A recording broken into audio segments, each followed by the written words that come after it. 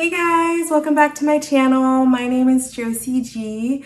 I do mommy and lifestyle videos here on YouTube. I've been doing a series about must-haves for breastfeeding moms, but here recently I went back to work and I've set up a schedule and all that, and I know in my last video I said I was going to kind of give you some tips and tricks about pumping at work. So that's what I have for you today. I have 6 tips of making it easier to pump at work and just things that you could do to help with that, with the stress of just pumping at work, because it can be stressful, you know, having a new baby and then going back to work and getting that schedule down and getting it all figured out.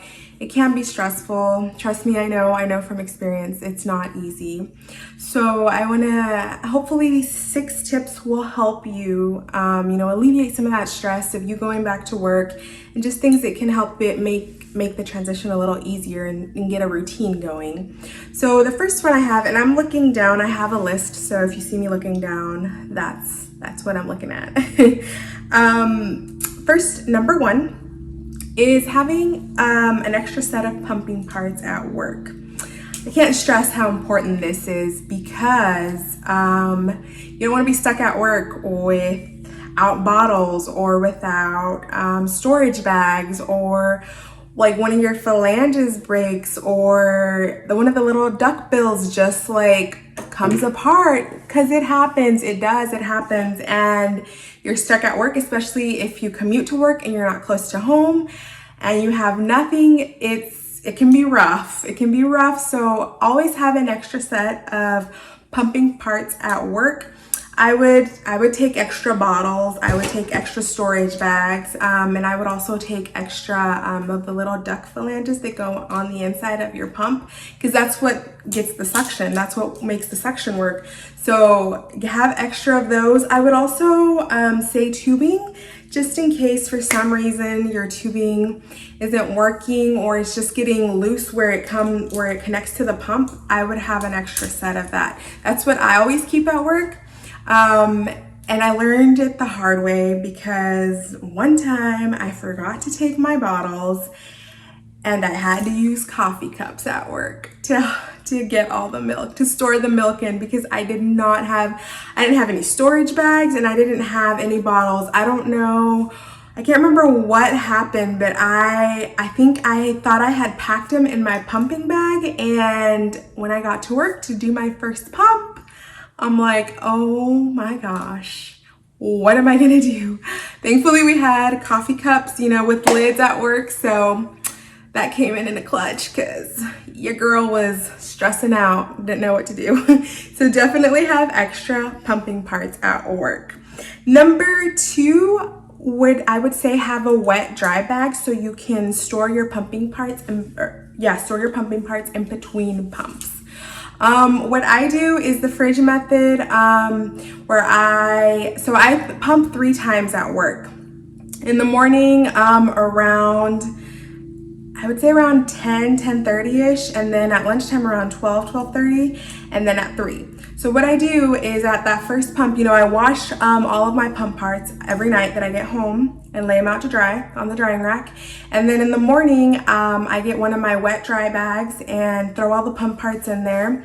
And then at my first pump at work, I pump, and then I take all those pump bags and put it back into the wet dry bag and just keep them in the fridge. I keep them in the fridge for the next 2 pumps. It's what I do. It's what works for me. It's just easy. You don't have to wash between pumps. Just as long as you keep those pump parts in the fridge, and just get yourself a wet dry bag. They sell them on Amazon. I can link the one that I use in the description box so you guys can access it, but it's just made life so much easier for me. And it's honestly better than just having to wash them at work, because at work it's not always clean. Like the sink, everybody uses that sink, so I feel like it's safer just to put them in the wet dry bag and put them in the fridge without them having the pump parts having to touch anything else at work that everybody else touches. So that's just what I do, and it's what works for me. Number 3, I would say have a pumping schedule, but be flexible and be okay with it because things happen at work. You know, it depends what you do for your career, but having a pumping schedule is important because you want to keep that milk supply up, but also be okay with being flexible, and if you miss a pump, just being okay with it. So like I was saying, I pump 3 times at work. I pump at 10:30 in the morning because I usually get there around 8:30 at work. So I first pump is 10:30 in the morning because I nurse my baby right before I go to work. So I nurse him before I leave, and then pump the first morning, and then around 12:30 at lunch, I pump again. And then at 3:30, I pump again for the last time because I go home at 5.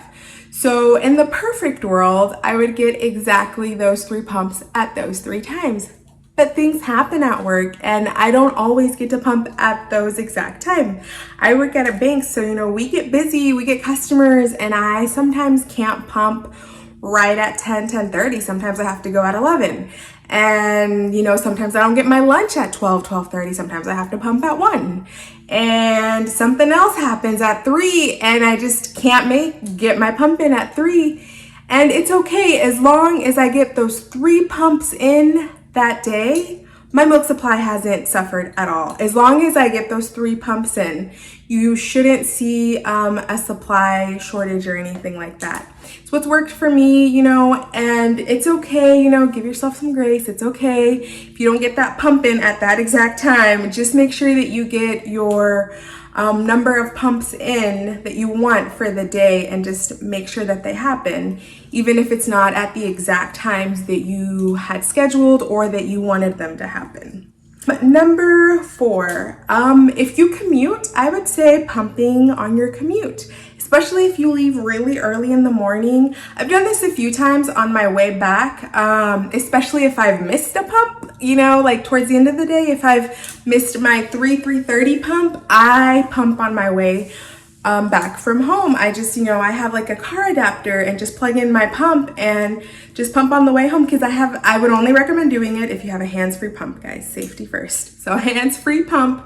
And just do it on your way from work, or if you leave really early in the morning and you can't nurse your baby right before you go to work because you don't want to wake him up, then pump on your way to work. And then just throw them in a wet dry bag, the pump parts, and put them in the fridge and save them for your next pump.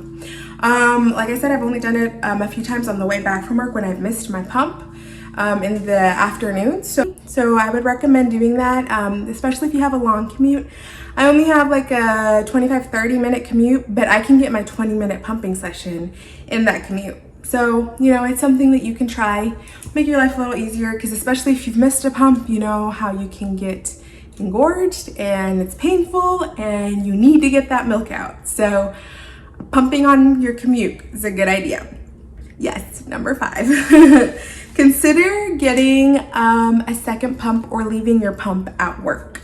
So this was like really, really good for me because I hated lugging around a pumping bag every single day to work.